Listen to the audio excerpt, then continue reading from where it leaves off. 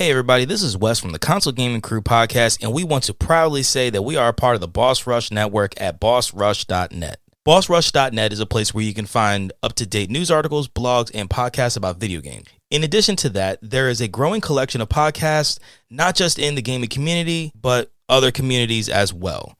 We are honored to be a part of such a great network of podcasters and content creators. So please stop by and give everyone a listen at bossrush.net. Thank you, and enjoy the show.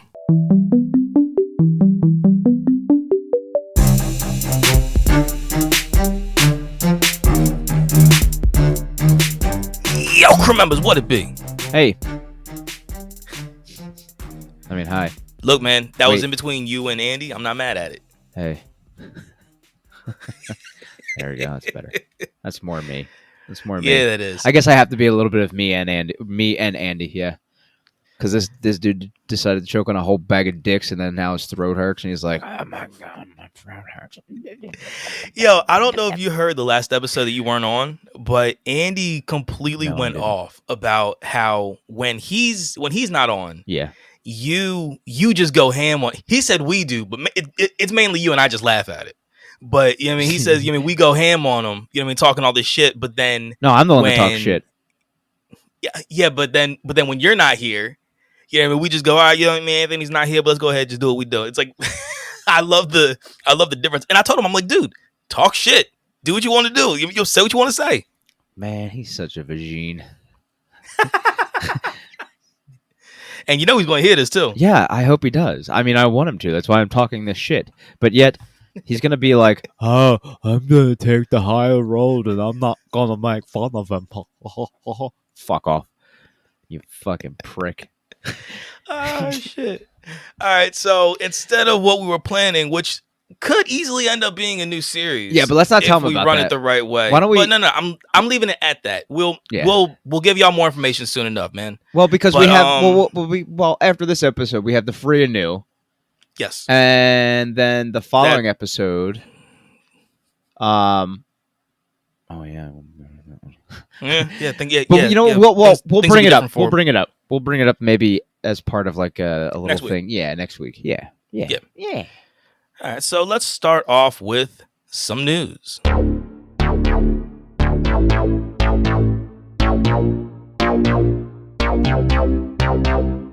right, so LeBron James is going to be in the Multiverses game, which is the Smash Brothers like Warner Brothers crossover fighting game. Yeah. So not only are we going to have LeBron James, we're also going to get Morty Smith and Ricky Sanchez. I never knew that was their last name. Yeah, neither did I. Holy shit. Wait. What are the last names again? Morty Smith. Oh my god. And Rick Sanchez. Oh my god. Yeah, Rick and Morty. But yeah, so Rick won't be showing up in the game until a later date. They didn't say anything about that. But Morty will be there August 9th. Yeah, dude, this game is strange. Like I'm not even remotely joking. This game is so odd. You have characters like Batman mixed with Arya Stark, mixed with Shaggy from Scooby-Doo, and like Steven Universe. Like this shit is so fucking strange. I mean, Wonder Woman is in this game. Aha! Motherfucker, look at that. Spider-Man.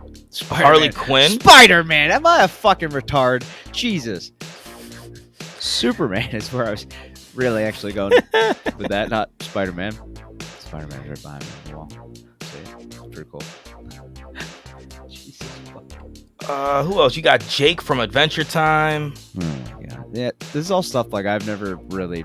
So that this game would never like apply to me because like I have never seen any of it was an era of TV that we just got past the point of like we were like, nah, man, we're too old for. We're too old for that cartoon shit. No. You know what I'm saying? Like that because I watch anime and that's cartoons. Here's my thing. And I'm gonna catch so much shit for this.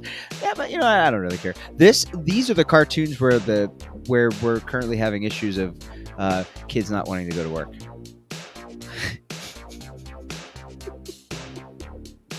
So yeah, that's what we have on that particular article, dude. I'm not jumping, dude. I'm not jumping into that boat. I'm not doing that right now. Some sad announcements from Ubisoft. They are delaying games left and right. This one is an Assassin's Creed game, and the ones to follow I will read after. All the articles that we are going through, by the way, tonight are coming from IGN. Thank y'all. So yesterday, Ubisoft announced they delayed a smaller unannounced premium game. Though the title of the game was unknown at the time, sources actually revealed that the game was Rift, which is actually the code name to the upcoming Assassin's Creed title, which was originally supposed to be the DLC for Assassin's Creed Valhalla. Well, another DLC for Assassin's Creed Valhalla. Yeah, it was originally set to be an extension. It was originally set to be the expansion, which was supposed to come out February, which was then delayed to May, which was then delayed to June, which was then just, canceled for now. But I mean, again, I feel like this one could have been fascinating, dude. Because Middle East, like, dude, that would have been so cool. You know what I'm saying? I mean, especially with like going back to the original stuff of the games. You know what I mean? Like with Knights Templar, and that would have. So, you know what I mean? And that's the thing. If you think about it, like Assassin's Creed Origins is like the original Assassin's Creed, right? Yeah. Like that's how it started. Assassin's Creed Origins, and then it went into Odyssey, which was like the follow-up to that, and then Valhalla, which was the new DLC, not this, but the DLC there that is already out, ties those three games together, which then I guess would tie, maybe the Rift would then tie the new games, which was like the you know, all that to the old games. So I don't know. It could have like that would be sick really if they were able to find a way to do something like that. I guarantee you they could have. It's not that hard. We just talked about it, so you just figure it out, Ubisoft. Here's my thing though. Figure it out. Fucking figure it out. Who the fuck is that? I think this is more of like a restructuring. You're gonna see them, and it's not that Assassin's Creed is not like a larger name for their brand. I think that they're working on other large titles, and I think that's why they're just kind of throwing other jobs like this, like DLCs and stuff like that, off to the side. It's not that this isn't a big deal. It's just, although they said they could have a full game out of this, they may need some more content before they actually push it a little bit further. So this is probably pushed off to the side until like another crazy person kicks open the door and is like, hey, I got something for that game we put off to the side. But along with fashion of Ubisoft canceling one, there are others coming as well. They have also delayed Avatar Frontiers of Pandora and their quote-unquote unannounced game, which is actually the game I just talked about, which was the Assassin's Creed Rift. They're also canceling 4 whole titles in the attempt to cut costs and focus on bigger names. So there it is, the restructuring and focusing on bigger names. The other 2 games that are among the 4 is Ghost Recon Frontline and Splinter Cell VR. So the 4 games in question are Frontiers of Pandora, Ghost Recon Frontline, Splinter Cell VR, and Assassin's Creed Rift. Those are the 4 games in question. Ghost Recon Frontline's cancellation is a bit surprising, given that the game wasn't even actually out yet. It was first announced back in October, which we saw this. The 3 of us watched this together. Basically, it's going to be it was supposed to be a battle royale spinoff of 102 player battles. Initial reception was fairly negative, though. And they also plan a closed test game, which was actually postponed. This was supposed to be almost like a snatch and grab, I think, on like a Fortnite, wasn't it? Yeah, it felt like. I mean, it had that. I mean, look, obviously it was a battle royale it had the opportunity to be a free for all type situation. But yeah, dude, that PUBG, Fortnite, like that Overwatch style of gaming, you know what I mean, they wanted to kind of do that but take it to the next level, and that's why they wanted to go up to like 102 people, right? You know what I mean? And like these huge fucking maps that it would end up having, when they end up having like superstorms or something, just like start wiping shit out, and you know what I mean, and that's how they were like constricting the map down. Yep, something like that, instead of it just being just a halo that is just closing up like it does in Fortnite. Yeah. And this is actually there's one little quote in here that's directly from the CFO, Frederick Dugout, whatever. He said all four cancellations were part of the company's wider strategy of putting even more focus on our biggest development opportunities. So you may even actually see them coming out with a new title. I mean, if you think about it, I'm fine with that too. They do what? They do the Assassin's Creed. They do all the Ghost Recon stuff. Yeah, Far Cry. So who knows? Maybe they're pumping the brakes a little bit on the Assassin's Creed because, like, you know, I heard a little bit that Valhalla was kind of like repetitive and this and that. And it's not that it's not a good game, but maybe they're going to push the Assassin's Creed off to the side for a little bit, take that pot of money, and maybe those people that are creating that game and say, hey, we got a great new idea. Let's push it. Give them something fresh to mess with. You know what I mean? Like, give them a little recharge. Yes, give them a new fucking title. Give them a new something. Like, let their brains. I like that. Not the whole like Assassin's Creed thing, but like, let's change it up. Let's go a different route, and let's see what you guys can create. And I think maybe that's what they're doing. Maybe they're taking those 4 games where all that money was collected, and they're going, here's a huge pot of money. Give us something cool. And maybe I hope so. Maybe we're gonna see a new fucking thing come out from them. That'd be neat. Dope. All right, so another one that I have for everybody is we are going to be getting the Cowabunga collection from Teenage Mutant Ninja Turtles a lot earlier than most people thought. Yeah. So it looks like it is going to be showing up for us in about a month. So August 30th is when it's going to be releasing on PS5, PS4, Xbox One, Series S and X, and PC and Switch. Yeah, how cool is that? 13 games. Yeah, okay. How excited are you, though? Number one, I'm getting it for the Switch. I've already, you have said dude, that, it yes. only makes sense. Like, you have indeed. Okay, said that. so No, I but played. I agree with you. I played Shredder's Revenge on Game Pass. Hello, Shredder. You did say. I mean, look, I am high. He's a cheese now. He's a cheese, isn't it? Cheddar's Revenge. You know what I mean? It's a cheese, isn't it? With the helmet, that's what makes it sharp. Right. That's what makes it sharp cheddar. Sharp cheddar cheese, isn't it? All right. Good on you, Gov. Keep going. Bless your heart. Oh man! All right, so Shredder's Revenge. It's free on. It's on Game Pass. And yes, I did see that. It is a lot of fun. It is insanely just OP. Like, Casey Jones is OP as fuck. But you did. Yeah, you told me that. With the Xbox controller, it doesn't feel right. So, and I agree with you. I feel like this kind of game, and this could just be us. Maybe it's our age showing. I don't know. But I feel like these games, being that they're older and iconic, they should be played on a system like the Switch. You know what I mean? To where it is something that you are accustomed to playing those 8, 16, 32-bit games, you know what I mean? Stuff like that. Yes, I agree. I think that's the right system to play it on. So again, let me go ahead and just do a quick runoff of all the games that are going to be on this Cowabunga collection. So many.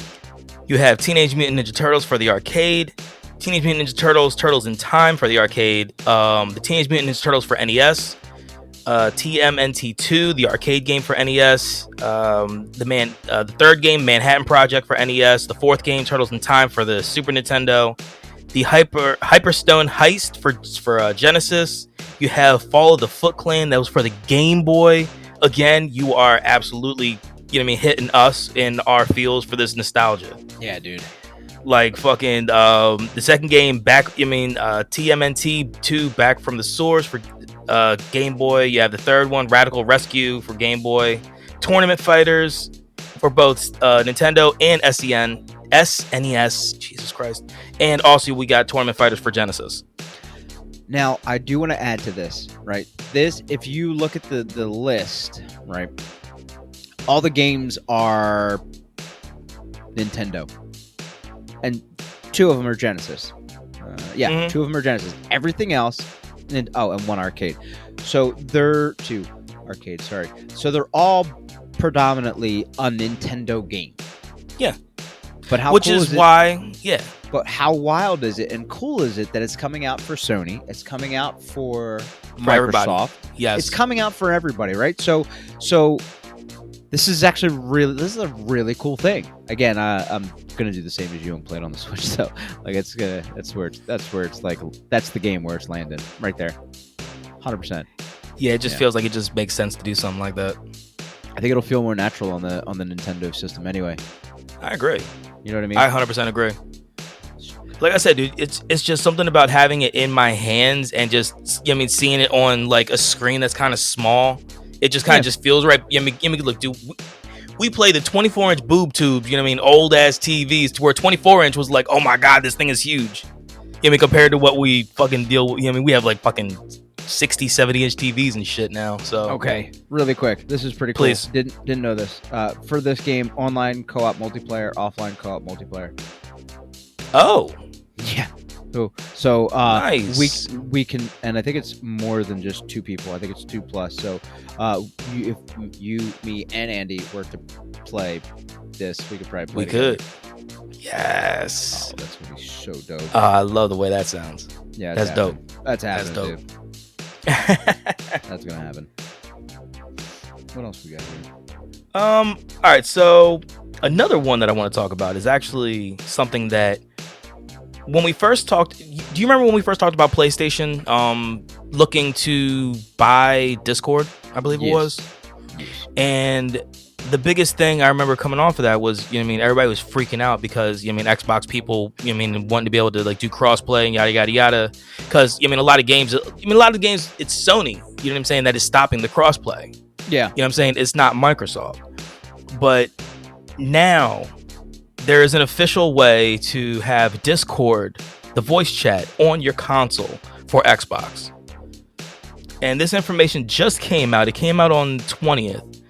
And it looks like it's a fairly easy procedure of how to set it up and be able to run from it. So, and also one of the cool things is that, say you have the Discord app on your phone, you could run that, and then you could send that straight to the console. With using the Xbox app. That's pretty dope. Yeah, so so you're not skipping a beat on anything, with the conversations and stuff either, which is it's just awesome. So look, man, this was something that a lot of people have been screaming for, man. With all of these games becoming crossplay and everybody being able to play whatever they want, play on whatever they want, and just play the game together, you now have the chance for everybody to talk and not have a single problem, which is something we've been asking for years. And finally, because also Discord is so good. You know what I mean? Discord is just it is such a solid platform for this type of stuff. So I'm pumped.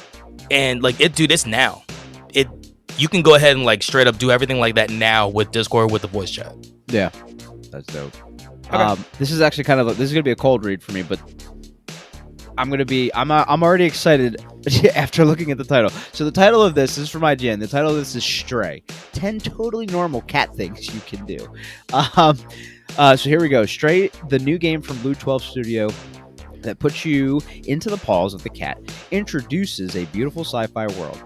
But it's grounded by the fact that as a cat, you can do some pretty normal cat things while playing.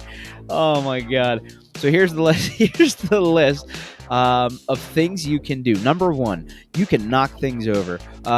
One of Stray's earliest puzzles teaches you that it pays to be a bit of a nuisance by knocking cans of paint over to progress. That is pretty cool.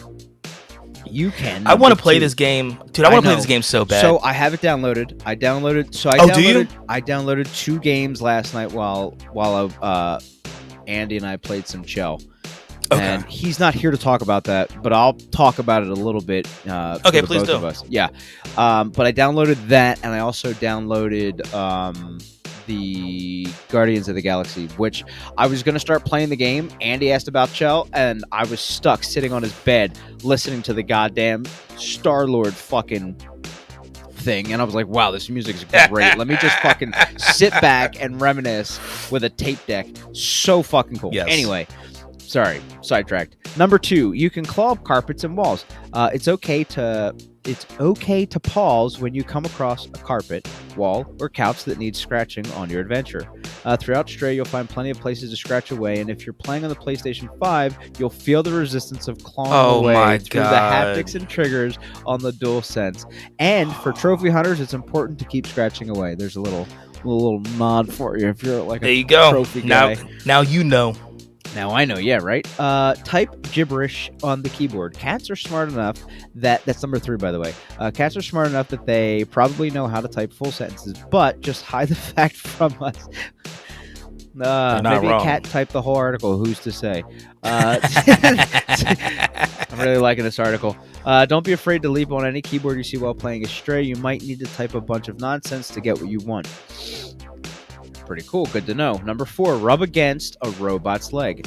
Can robots feel love? Well, they certainly seem to react to a cat rubbing against their legs, and some of them certainly seem to love it. If the hearts on the monitored faces are any indication, whatever the reaction may be, don't be afraid to nestle up against any robots you can, especially if you're going for a platinum trophy. There's another little nod to a trophy hunt. Number 5, appropriately react to wearing clothes. You've seen Stray's cat would be wearing an adorable backpack throughout its adventure, but like in any good superhero origin story or solo Star Wars story, I don't know why they say that, it's important to find out how the hero got their iconic look, and not all heroes wear capes. Some wear backpacks, even if they really don't want to. Number I love 6. that. So, real quick. Yes. This article was also on IGN as a video. I know. And watching the video was absolutely hilarious because normally when you put a cat in clothes, I mean anything like covers their like upper body. Oh my they God. kind of like do they kind of like they pause and they kind of just like fall to the side like a fainting goat. What's going on here? What is this? And that's just, dude, that's like exactly what happens because like the backpack has a little robot dude in it. Yes, you know what I mean, in the game. Them. So yeah, dude, I love that. Oh man. Number 6, play piano, where the Stray's cat antagonist, oh my God, has secret musical. The puns in this are fucking nuts. I'm getting them. There are opportunities to hop on the keys and plunk out a melody. Sadly, these moments aren't compatible with Rock Band's 3. Oh my God, guitar controller. Which is a shame, to be honest. Yeah. Number 3, watch TV. Sometimes you need a break from exploration, piano playing, and clawing up furniture, right? Well, you'll find a chance to channel surf early in Stray's campaign. And you don't even need... Oh my God. Do it. Fucking do it. Yo, you're already sending it. You don't even need an HBO Meow-X login to watch. Fucking Christ. Number 8, get caught in a bag. Sometimes... Who let the cat out of a bag? Anyway, sometimes a cat's curiosity can put you in a difficult spot. Dif-ur-cult? Dif-ur-cult. Hey man, this is difficult to read this. Sorry. Difficult spot. And that's certainly true for Stray. Occasionally while exploring, you'll come across empty paper bags that you might think hold some secret collectible or bonus, but their contents are singular. Utter confusion. Number 9, play with toys. In Stray, you're a hardworking cat. Put in the hours. Oh my God. Putting in the hours to make the lives of the robots around you better. And that means you deserve some fun. In between jobs. Thankfully, Blue 12 has placed a few distractions around its world to allow you to get that done. And number 10, interrupt a gaming session. What good would a cat be without an incredible sense of timing to take attention away from whatever someone is doing? Stray's leading cat can do that, throwing off the characters it meets by stealing the spotlight from whatever they're up to, and causing some delightful mayhem in the process. I cannot wait to fuck around with this game. Yeah, this is like, you know what? On top of that, you can meow as much as you want in this game. I don't know if I want to do that, but that may be something you have to do for a trophy. So I think it is. I think it would have to be because like it's neat because you mean the characters, you mean like the NPCs in the game, like the robots, like you mean they have like kind of like what Zero had, you know, Borderlands 2, like you mean that type of face. So like You mean when it's talking about the hearts? You mean you can literally see the hearts, like you mean like on the screen on their face. So, but yeah, man, that game is out already, and I personally have heard nothing but great things about it. Mainly because you are a cat. I'm calling it now. It's going to be in the top running for Game of the Year. I love hearing that. I think it's going to be because I'm pretty sure right now on IGN it's an 8 out of 10, and on Steam I think it's a 10 out of 10. Damn, 10 out of 10 on Steam? Whoa. If I remember seeing correctly, I'm pretty sure it's a 10 out of 10 on Steam and an 8 out of 10 on IGN. And who knows, that 8 out of 10 on IGN, well, that's not going to go up because it's their review. But I do see it potentially being in categories for Game of the Year and possibly others. Agreed. I haven't played it yet myself, but just like what you said, nothing but amazing things have been said about this game. This is the Cyberpunk we all wanted. So, and this company got it right. Sorry, whatever. What is it? CD Projekt Red? I knew it was coming. Your Cyberpunk was beaten by a cat. You want a review for Cyberpunk 2077? There it is, America. You were beaten by a cat. And that's news, y'all. So, now it is time to go ahead and let all the crew members at home and the ones abroad, we're going to tell you what we are playing.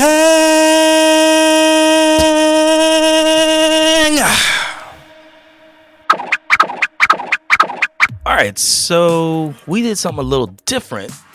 Well, I guess not necessarily a little different, but we got back. I mean, went back. Yeah. We went back to the OG. I did a Freaky Friday. I played, good. Yeah, I mean, started playing. By the way, thank you. Started playing until dawn. It's fun. Like, okay, so the game has Rami Malek in it, Hayden Panettiere, handful of other people. You know what? And just like bring up the cast for you really quick. Yeah, who was that guy? I don't remember seeing in any trailers, so I don't want to go ahead and say that. I mean, look, the game is like 6 years old or some shit, but 2015 it came out. Okay, 7. Yeah, there you go. Holy shit, dude! There's a lot of people in here. This is like a solid cast.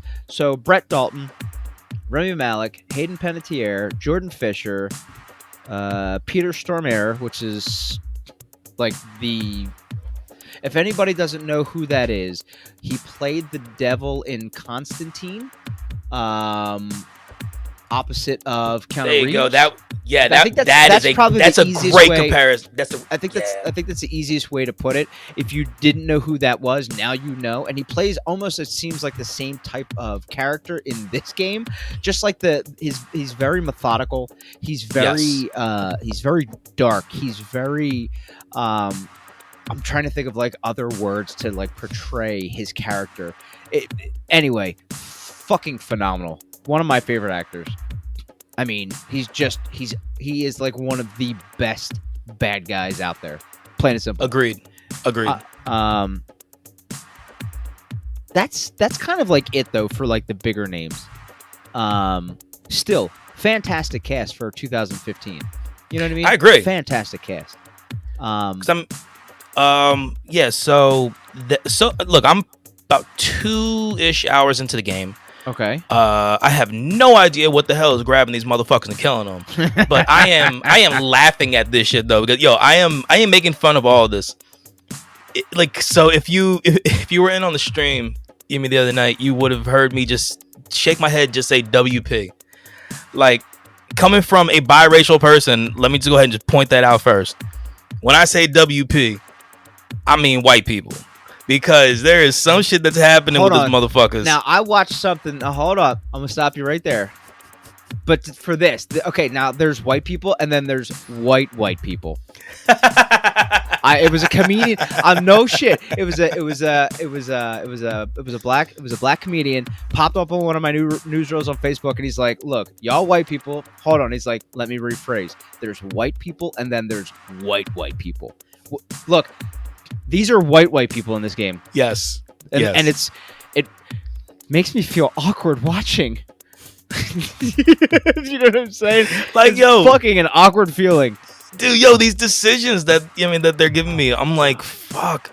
Like in the beginning with the twins, I was like, okay, and then it was like, Oh my god, yeah, like, dude, straight up in the beginning, I'm like, it's family, yo. You you can't let go of family. Yeah. And then that's how you ended up with my particular storyline that I'm running with, because that's the thing about this game. This game is based off of what is considered the butterfly effect. Yes. If anybody who doesn't know what that is, essentially, if you went back in time at any point in time, even if you stepped on a butterfly, the fact that you are there when you're not supposed to be, you are changing the timeline. And if we want to make it even easier, it's an adaptive style game. So basically, your choices have consequences. Every single thing. Exactly. And at any one point in time in the game, there's always a right and a wrong choice. And those choices in the beginning of the game will make the outcome for the middle. And those choices in the middle of the game that you try to fix from the beginning of the game are going to have the overall outcome at the end of the game. It's an absolutely fucking fantastic way to play a game. That's just my personal opinion. I love games like that. Games that, like, you think you're doing, like, you really do. You try your hardest to think you're doing the right thing throughout the game. Like, kind of like in a situation, when I play games like this, I play it as if it were me, right? So, like, if I'm in a situation, like, well, would I do this or would I do that? So, if I'm going to be an asshole, like, if that's something where I would be like an asshole in that situation, I'm choosing the asshole. Yeah. Comment. No. I get what you're saying 100%. Like, yeah, dude. Like, I got mad as shit because the one chick, Jess, got ripped through the goddamn door, and like, I'm mad because I should have been able to grab that fucking rifle. I don't know why I wasn't allowed to grab that rifle. I don't know if it's because I already grabbed it once, to where I wasn't allowed to grab it again. I don't know. Yeah, I know. But it's funny because Adrian, my boy Trix, from Unknown Games podcast, he goes, oh wow, you're doing, I don't know any of this, because he's played the game too. Yeah. And dude, there are so many different ways of running the game. There are so many different outcomes, so many different ways to run through that game. People, it's the coolest part about that game is it's new every time if you have a different different person playing it, because everybody that's what makes us great. Everybody's different, and you're always going to get a different outcome. Yeah, dude. So so check it out. Andy and I are very similar in life, in the way we play video games, and even our outcomes were completely different. You know what I'm saying? And that's what's so cool about games like this. You could literally you could play it one day, beat the game in a day. I play it another day, and you're watching a completely different movie. That's what it's like. It's a fucking movie. It's amazing. Well, yeah, man. It falls in line with the with what's considered FMV. Yeah. And so Adrian plays a bunch of those on stream, and I love watching him play those games. Yeah. Watch being in the audience of watching those games is so much fun. Like I enjoy. Yeah. I know they are. I enjoy it so much. So actually giving people that opportunity with me playing was actually kind of cool. You know what I mean? Actually kind of paying that a little bit forward. I like that a lot. Really quick though, to caveat off of everything we just talked about. This is Supermassive Games. Who actually came out with this. They have a whole bunch of other games that are just like it. Wes, Andy, and myself played another game that they made called Hidden Agenda. You play with a whole group of people. You download the app. You play the game on the console with the phones. It's fucking amazing. It's another that game was a fucking dude. That shit was a trip and a half. But it was so much fun, right? Oh, so dude, good. it was fantastic. I feel like we should go back and play that together as a stream though. We should, whether it's your house or my house or Andy's house, we all do it. That would be wicked. On a Freaky Friday, right? Because it's a little bit eerie, and we're playing together with the people in the chat on our phones. I like that. Oh my god, that would be so much fun. I think we could do that. I definitely think we could do that. But they also have some other really cool games, and I'm bringing this up because these are games that hopefully one of us get to play for a Freaky Friday. They have Little Hope, they have House of Ashes, The Devil in Me, and The Quarry. Now I know the House of Ashes, they have I think it's I've heard of the House of Ashes, and Shelby just recently said to me that I should play The Quarry next because that one just recently came out. Correct. But the House of Ashes and The Devil in Me are part of the Dark Pictures anthology, which is, I guess, like a series that they're doing. And I think the very first one of the anthology is House of Ashes. So yeah. Anyway. Okay. Super cool. Really good company. Awesome games. They also made Little Nightmares. There you go. Yeah. Another awesome eerie little game. Other than that, so good, oh, thank you, man. I appreciate that. It was fun. Honestly, it was a good time. I officially beat every single part of Pokemon Shield. You know what I mean? I got to the end on the main game and on each DLC.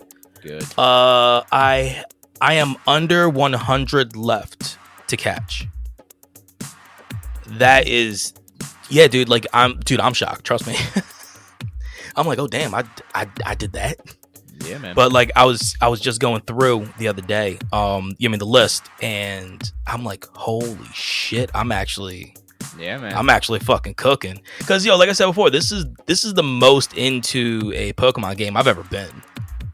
And it makes me want to jump back into Arceus and actually finish that, because I still have a little bit left on that game. Yeah, that's gonna be the bulk of what I play, I think. Dude, Arceus is. I've heard nothing but great things. IGN is like, it's one of the greatest. It is Pokemon fantastic games ever made. So I was like, wow. And I loved Shield, and I heard it's better than that. So. Well, dude, like I said, dude, it essentially is exactly what I wanted out of a Pokemon game when we talked about creating your own game. Yes, I know. Yes, that's the coolest thing about it. Open the game world. The game was talked about like 2 weeks after we did that episode. It was like, were they listening? What's going on? This is fucking weird. I love it though. I love every second. It's amazing. But yeah, man. How about you? So how's Yumi going? Or Yomi? Or Trek to Yomi. I'm currently this is what I've grasped. As of what I know, I have currently died, but I'm trekking through Yomi because I'm not fighting humans anymore. Not at all. Okay, you're way past me then. Yeah, so I'm currently working my way through Yomi. I'm stuck on a fucking bridge. I know what bridge you're stuck on. I know exactly which bridge you're stuck on. Is he blocking all the time too, right? Is that what you said? Yeah, man. Because you have 3 guys you need to fight before you have somebody that's a lot beefier. Yeah. So I'm currently trekking through Yomi, trying to. So can't say like how it happened, but anyway, I found what I had to find. I'm now currently trying to work my way out. My guess is he's working his way out of the spirit realm, which is Yomi, to get back to his body, so then he can then progress through trying to find the baddie who did what he did. I'm trying not to spoil it. Like the game. No, I appreciate it. Yet. I appreciate that. And then you heard earlier I downloaded Stray, and I also downloaded the Guardians of the Galaxy. Yep. Which, by the way, like I said, fucking graphics looked amazing, and I was literally just sitting in the bed listening to the goddamn tape deck for like I legit was literally sitting in my big ass beanbag with my fucking headphones on, plugged in, fucking just jamming out to the dude. It was jamming out to the fucking soundtrack. I'm like, is this like a real soundtrack? Can I listen to this? It was fucking awesome. Anyway, and then Andy hit me up, and then Chell ensued. We played 2 games last night. First game, we ended up going up 2-0 in the beginning, like in the fucking first 10 minutes of the the first period. After that, dude, it was just like a wreck fest. They were hitting us left and right. Oh man, tons of 5-minute penalties. You just couldn't get on top of it. We were hurt left and right. We ended up winning 3-0. And then we ended up fucking playing, and Andy and I are the only ones that have ever played this team. I thought the 3 of us have it once. We played the number 1 team in the number 1 overall team, period, in NHL. And the first period, we were playing great. It was like a minute 30 left in the first, and computer came in, booty ass goal. The goalie blocked it, swung his leg back, kicked his own fucking foot back. Goal went in underneath the goalie's pad. He kicked it in himself. And then it was kind of like a downward spiral from there. We ended up losing the game, I think, like 9-1 or 9-2. But we played the number one, not like the number one team in like the Elite League. We played the number one team in the entire fucking game. Like in the world. In the world, we played them. That's wild. And we lost. Miserably. Which was to be expected. Like, yeah, I was about to say, I mean, like yo, I got faith in y'all. We know how good we are, and I'll be honest, like if we play the way we are supposed to and the way we have in the past, we're easily a top 200-300 team. I could see us being the top 300 team. Maybe top 300, I would say. And that's playing the way you're supposed to, playing our positions, scoring like we normally would, making moves like we do. Yeah. Playing our game of hockey. If we play our game of hockey and we played it on a daily basis like we used to in the past, we're easily a top 300 team. However, this team was just like, this is the team. Like, yeah, we know why. That right now, when we played them last night, they were like 113-12 in the fucking season. Like, dude, the season literally just started like a week ago. How? Like, you play that many games? Anyway, yeah, that's wild. Unnecessary. That many games. It was wild, but still really cool to play the number one team overall. Like, I never thought I'd be able to say that, but I could say that. And they fucking kicked our ass. Well worth it. But like you said, but we still. Yeah, I mean, you played it though. You played it though. We still scored on them. Fuck off. But they have lost 12 times, so there are 12 teams that are better than them. Or maybe one team 12 times. Or one team that's better than 12 times. Either way. But it was a good night. Last night was actually a good night of gaming, period, between us playing Chell. I got some games downloaded, watched a dope-ass stream. Like, it was a good overall night, video game-wise, period. So, I agree. Yeah, it was good. Oh, yeah, and then after that, I jumped on Tiny Tina Wonderlands, hung out with the boys a little bit. Nice. Damn, dude, what time did you end the stream, too? Because, like, I'm pretty sure I fell asleep at, like, 10:30. I think around 10:30. 10:30 was when the stream ended. Yeah, dude, it ran for a solid 2 hours and change. So I'm saying, holy fuck, because you jumped on afterwards. Oh, dude, I didn't go to bed until like 1:30 in the morning. Oh my god, my eyes were falling out of my fucking eye sockets at like. My eyes were, a little bit later on, but yeah, like they were burning and hurting. And I was like, oh my god, I feel like I'm gonna die. But I mean, I didn't. I'm here. Now, I get to let y'all know how to connect with CGC.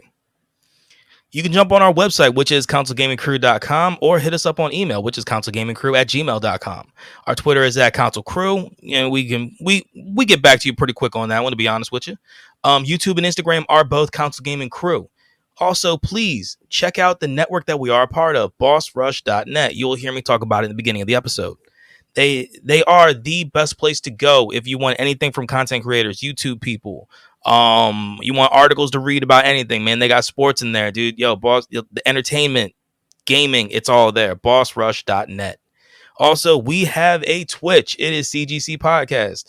Not only do you have my Freaky Friday nights, to where at least for the next few Fridays I'm going to be running until dawn. We also have my co-op Monday nights, into which I run games with my friends. You have Mike from the Twisted Cape podcast, and then our boys Hav and Dan. Sometimes we will run some Tiny Tina's Wonderlands. We might run some Fall Guys. It's one of those things, kind of throw up in the air sometimes. But yeah, also, if you can, because if you're listening to us, that means you like us, at least in some form or fashion. Rate us. Throw us those 5 stars. Give us those comments. All it's going to do is boost us up on the ranks. Let everybody see us. Then hopefully more people can go ahead and hear these beautiful voices of me and my boys. But yeah, so we appreciate everybody jumping in, listening, hanging out. So until next time, We ask you to stay safe, wash your hands, mask up, do what you gotta do to feel good, because it's always about feeling good. And as always, Bye. game on, y'all. Peace.